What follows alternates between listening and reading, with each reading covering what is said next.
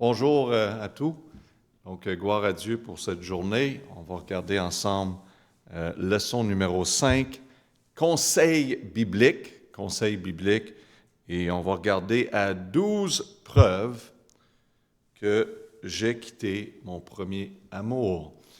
Des preuves. Est-ce que j'ai vraiment quitté ma première amour? On a parlé de ça la semaine passée et les dernières semaines, de notre premier amour, l'importance et dans le conseil biblique pour nous-mêmes et pour aider les autres, de vraiment considérer, est-ce que nous avons quitté notre premier amour? Souvent, on pense que certaines choses qu'on peut faire pour quitter, et des fois, on manque vraiment. Qu'est-ce que les Écritures enseignent? Et c'est important, c'est vraiment une leçon d'évaluation personnelle. Et des fois, il faut prendre le temps de regarder où sommes-nous?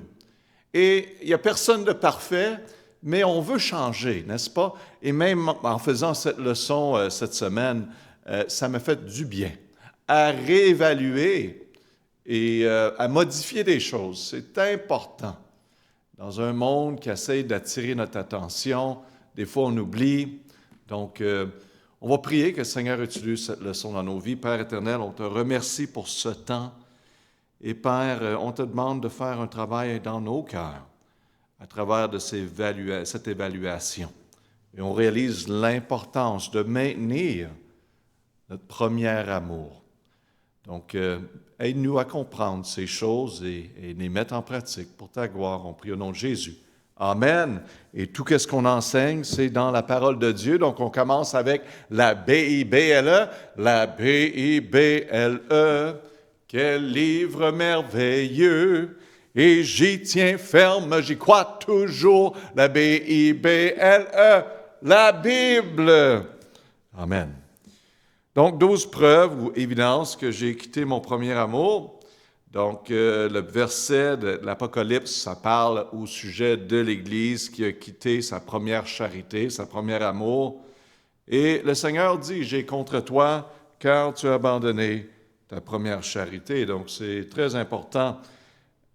Numéro 1, quand mon plaisir dans le Seigneur, donc le mot c'est Seigneur, quand mon plaisir dans le Seigneur n'est plus aussi grand que mon plaisir en quelqu'un d'autre, j'ai quitté mon premier amour. Donc, c'est tellement bien de vraiment évaluer où nous sommes. Le Seigneur veut notre attention au complet.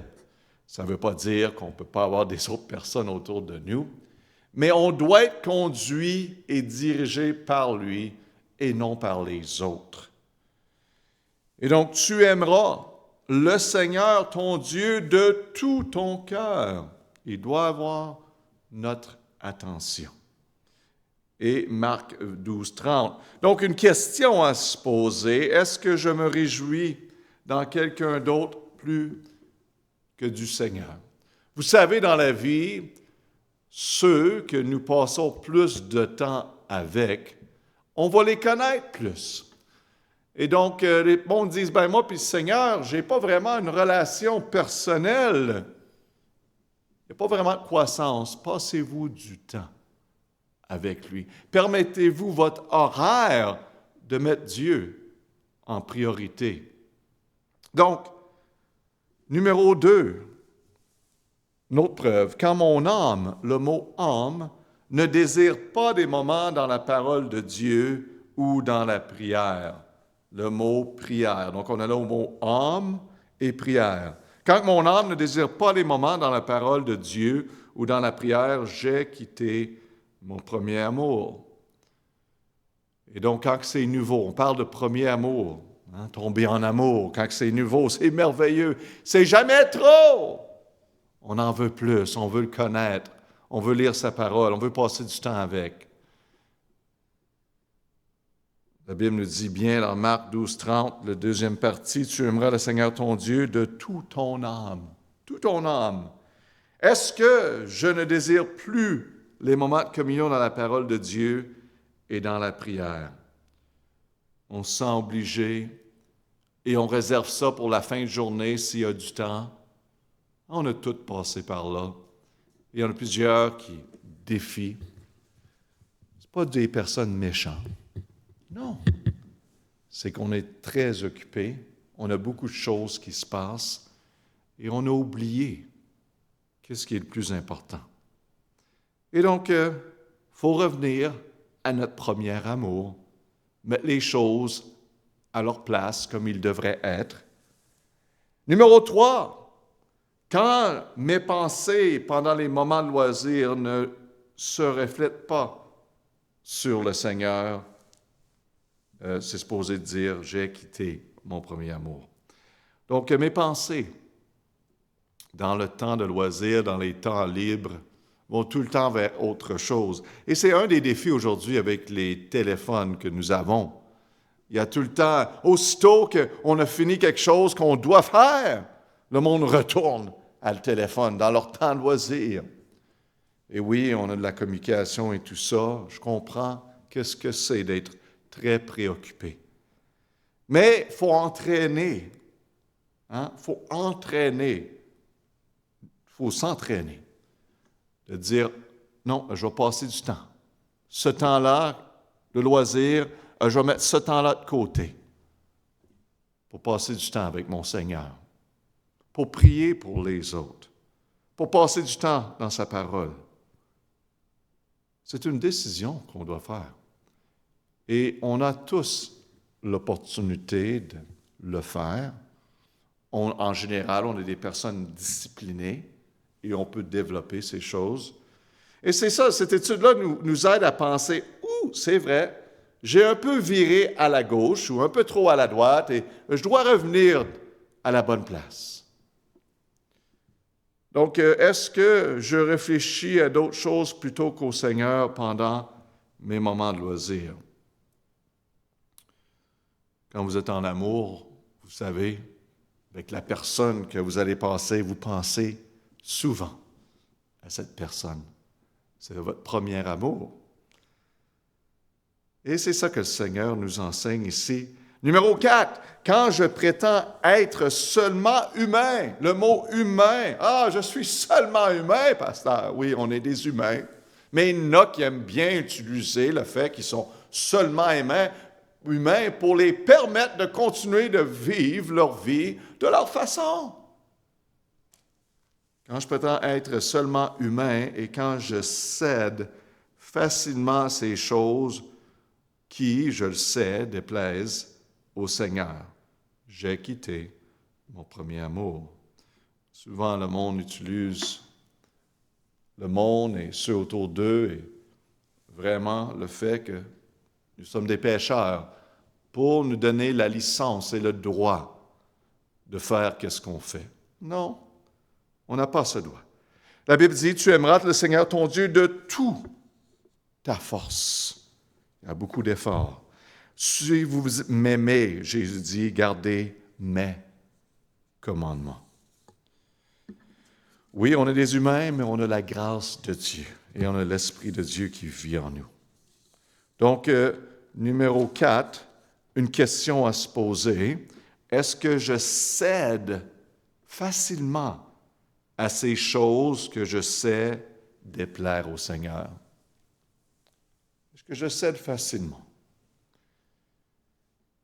Numéro 5, quand je ne donne pas, le mot « donne », quand je ne donne pas volontairement et joyeusement à l'œuvre de Dieu aux besoins des autres, j'ai quitté mon premier amour. Quand la vie est toute à propos de nous, et il faut être forcé ou se sentir forcé pour donner, investir, faire des choses pour les autres, soit en argent ou soit notre temps, on a quitté notre premier amour.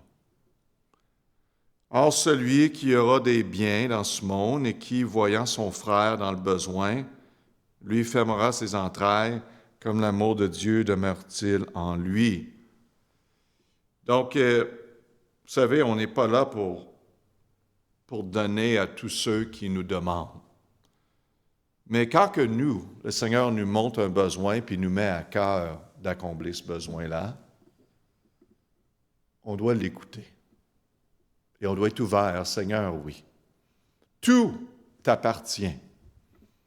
Et Père, tu m'as donné une opportunité d'entraider quelqu'un et je vais le faire.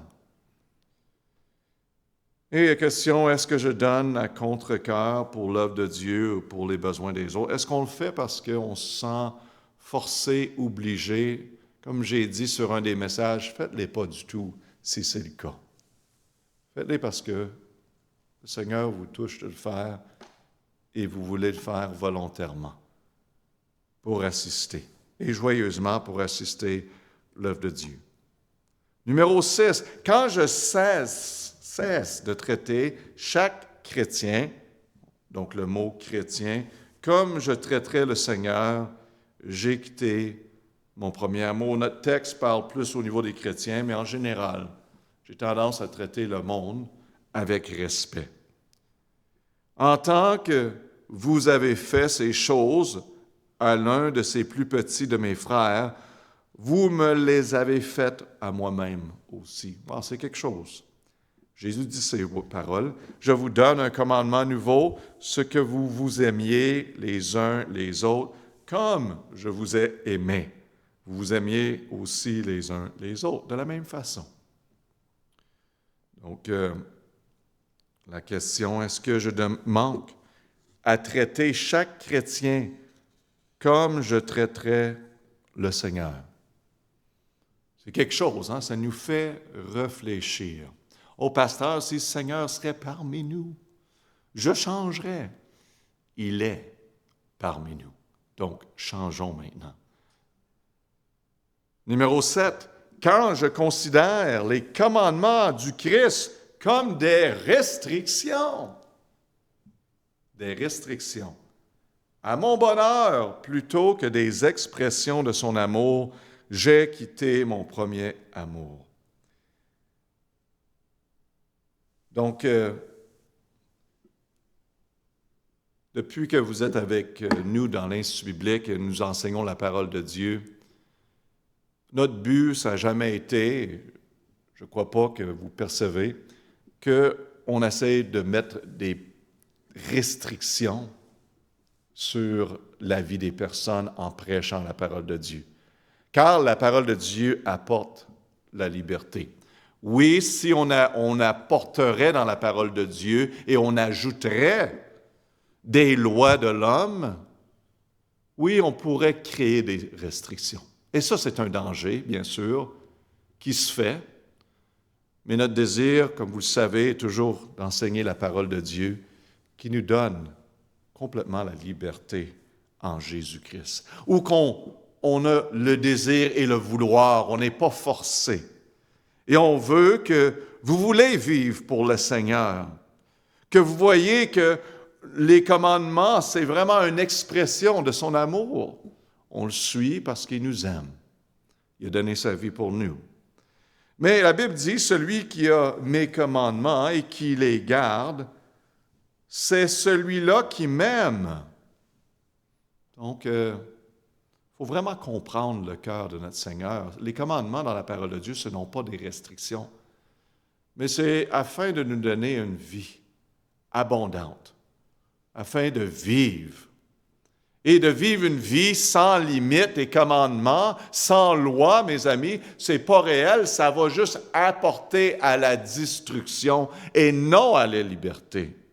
Donc, l'expression de l'amour de Dieu qui nous entoure avec des commandements est pour notre protection et pour notre bien, pour notre famille, pour le bien de notre Église, pour le bien de notre vie. Donc, on doit les suivre. C'est pour notre bien, pas pour les restrictions. J'ai entendu des personnes, des fois, qui sont souvent pas chrétiens. Ils vont lâcher des commentaires pour éviter de s'engager avec Dieu, bien sûr. Ils vont dire « Ah, vous avez des restrictions. » Mais eux aussi ont des restrictions dans la vie.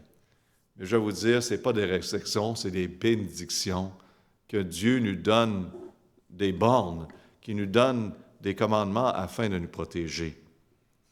Donc, la question à se poser, est-ce que je considère les commandements du Christ comme des restrictions à mon bonheur plutôt que comme des expressions de son amour? Vous savez que c'est à nous de réaliser que les commandements, les lois de Dieu, c'est une expression de son amour. Un père qui aime ses enfants, une mère qui aime ses enfants, va établir des commandements, des lois, des règles, qu'on peut dire, dans son foyer. Pourquoi? Pour des restrictions? Non, pour la protection, parce qu'ils aiment leurs enfants. Tu reviens à tel temps. Tu fais telle chose. C'est ça. Tu ne fais pas telle chose. Bon. Numéro 8, quand je m'efforce intérieurement d'obtenir l'acclamation de ce monde, le mot « monde », plutôt que l'approbation du Seigneur, j'ai quitté mon premier amour. En voulant dire, si on fait beaucoup d'efforts pour aller chercher l'approbation du monde au-dessus de l'approbation du Seigneur, j'ai quitté mon premier amour. Mes amis, écoutez-moi bien, vous êtes jeunes, plusieurs d'entre vous, cherchez l'approbation à plaire le Seigneur au-dessus de tout. Et le problème aujourd'hui, c'est que nos générations, même jeunes, âgées, cherchent l'approbation du monde. Ils sont tellement inquiets à propos de qu'est-ce que les autres pensent de eux qu'ils vont se conformer à eux afin d'avoir leur approbation, même s'ils ne sont pas bien. Ce n'est pas le mieux pour eux. Le monde désire d'avoir l'approbation. Sachez, vous tous, que vous avez l'approbation de Dieu. Amen. Allez-y. Peu importe qu'est-ce que les autres disent, qu'est-ce que les autres pensent, vivez pour le Seigneur. Peu importe s'ils pensent que vous êtes différent, notre Seigneur était différent. Donc, allez, vivez pour le Seigneur, parce que le monde qui sont perdus vont venir vers vous un jour pour avoir la direction. Et ça, c'est un témoignage. Donc, on cherche l'approbation du Seigneur. Peu importe ce que les jeunes pensent de vous à l'école ou disent de vous, cherchez l'approbation de votre Seigneur, à le plaire. Et la question, est-ce que je recherche intérieurement l'acclamation publique plus que l'approbation du Seigneur? Des bonnes questions à réfléchir et à penser. Numéro 9, quand je ne parviens pas à faire connaître Christ ou ses paroles parce que je crains le rejet. En voulant dire que, je ne partage pas trop mon témoignage, je ne parle pas trop du Seigneur, sa parole aux autres parce que je crains le rejet. J'ai abandonné mon premier amour. Jean 15, 20 dit « Souvenez-vous de la parole que je vous ai dite. Le serviteur n'est pas plus grand que son maître. S'ils m'ont persécuté, Jésus dit, ils vous persécuteront aussi. S'ils ont observé ma parole, ils observeront aussi la vôtre. » En voulant dire, le monde nous regarde. Amen? Ça se fonctionne-tu, ça, dans votre pays? OK, c'est bien. Ah non, moi, je n'utilise pas ça vraiment, là. C'est juste une joke, mais en réalité, le monde nous regarde. Et il voit, bien sûr, il juge souvent nos actions, mais ça va être toujours ces choses-là. Donc, on partage notre témoignage, on parle du Seigneur, peu importe. Je crois qu'on devrait avoir de la sagesse et on doit être sensible à les autres personnes. Moi, quand je témoigne à quelqu'un, je peux voir s'ils n'ont pas vraiment le temps. Et dans ce cas-là, je vais peut-être leur donner un petit dépliant, simplement, ou les inviter à l'église et dire, si vous voulez en savoir plus, ça me ferait plaisir de passer du temps. Des fois, ils ont plus de temps, ils posent des questions, je vois qu'ils sont intéressés, donc on continue la conversation. Donc, il y a un niveau de respect quand même. Mais, soit avec des personnes qui sont riches, pauvres, de tout genre, on demande au Seigneur de nous donner des opportunités. Car vous savez qu'est-ce qu'il a dit à ses disciples? Il dit, allez-y et je vais faire le travail à travers de vous. Je vais vous apporter à la mémoire qu'est-ce que vous avez besoin de dire. Soyez seulement un témoin. Donc allons-y, mes amis. Qui d'autres vont leur donner la bonne nouvelle que ceux qui connaissent la bonne nouvelle? Donc, est-ce que je manque de témoigner aux autres parce que je crains l'embarras ou le rejet? Donc, notre acceptance vient de Dieu seul, peu importe ce que les autres pensent de nous. Amen. Numéro 10, quand je refuse d'abandonner une activité que je sais offense. Le mot offense, un frère plus faible, j'ai abandonné mon premier amour. Une offense, puis le mot faible. Verset 15 de Romains 14, « Mais si ton frère est affligé au sujet d'un aliment, tu ne te conduis plus selon la charité. » Donc, on parle ici au contexte de la nourriture. Quelqu'un qui dit, « Moi, je ne mange pas de la viande parce que la viande est ci ou ça. » Mais on sait qu'on peut. Hein? On peut manger de la viande, c'est correct. Mais quelqu'un ne croit pas. Donc, qu'est-ce qu'on veut faire? Il est peut-être faible, il ne comprend pas certaines choses bibliques, mais cela va vraiment le troubler. Et on sait qu'il y a beaucoup de choses beaucoup plus importantes de qu'est-ce qu'on mange, n'est-ce pas? Mais pour lui, ça l'est. Donc, ils disent, faites attention que ne créez pas une offense, un frère qui est faible, essayez de le provoquer. Donc, il y en a qui vont dire, ah, moi, ça ne me dérange pas, qu'est-ce qu'il pense? Peu importe, moi, je vais faire ce que je veux faire. Mais on devrait être consciencieux de ceux autour de nous. Et vraiment, le but, c'est de les aider, de les voir venir au Seigneur s'ils ne sont pas, et de les aider dans leur croissance spirituelle. Et donc, la question à se poser parfois, est-ce que j'offense les chrétiens plus faibles parce que je ne suis pas disposé à renoncer à une activité douteuse?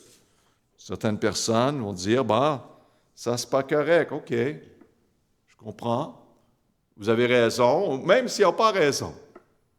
Il y a des fois qu'il y avait des choses qui n'étaient pas du tout bibliquement sérieux, que quelque chose n'aimait pas. Bon, on a dit, on ne fera pas ça, parce que ça offense cette personne. Mais c'est rien! Oui, c'est rien.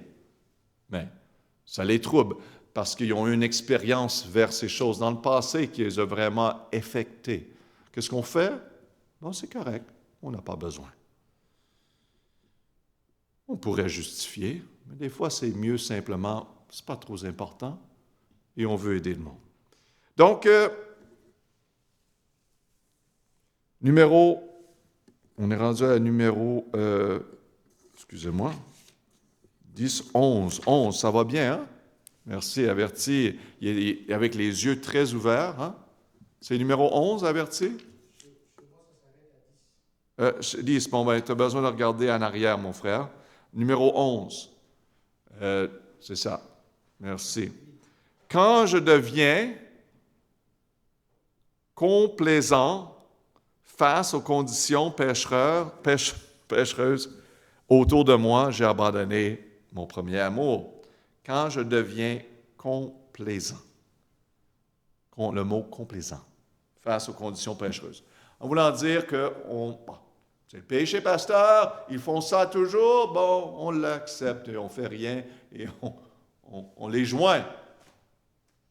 Et vraiment, c'est très important que la lumière brille dans des moments de noirceur et de ténèbres. Vers 4, 12 de Matthieu dit, « Et parce que l'iniquité sera multipliée, la charité de plusieurs se refroidira. » Hein? Brr, se refroidira.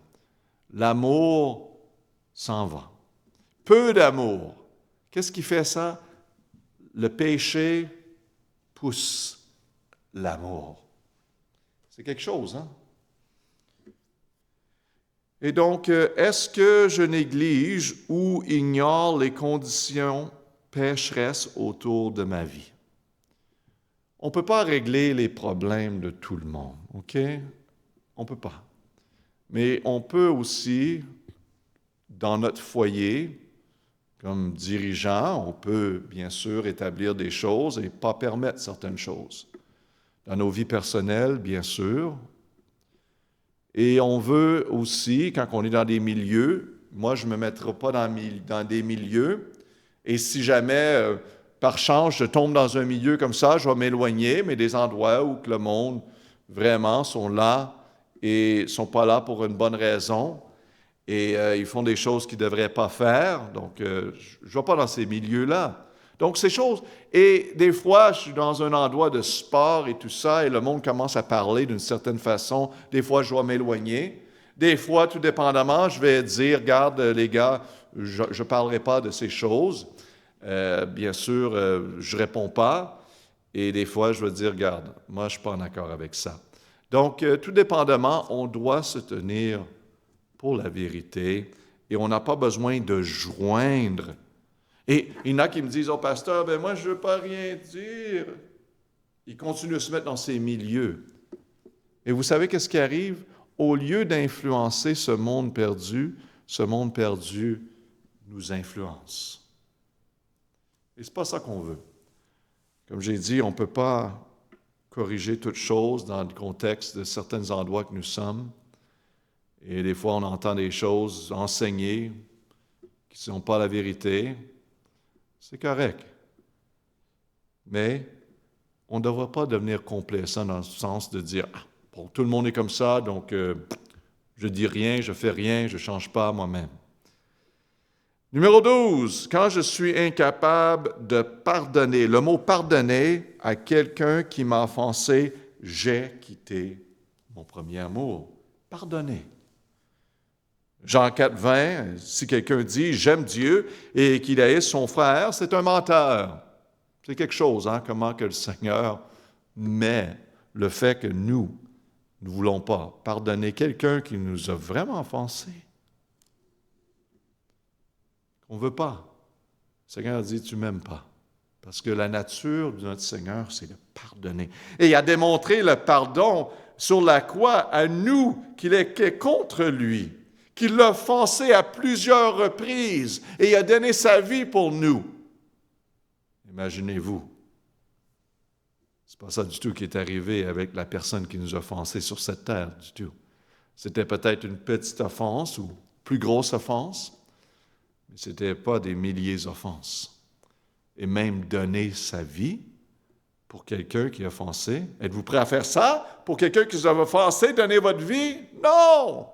Jamais. Donc, Seigneur s'attend qu'on pardonne les uns les autres. Et la question, est-ce que je garde rancune contre ceux qui m'ont offensé? Hein? Que je dis, à tous ceux ou vers ceux qui nous ont offensés. Il faut pardonner. Vous avez entendu ça ici plusieurs fois. Amen. Les raisons pour pardonner. Donc, gloire à Dieu, ceci est une leçon de conseil biblique.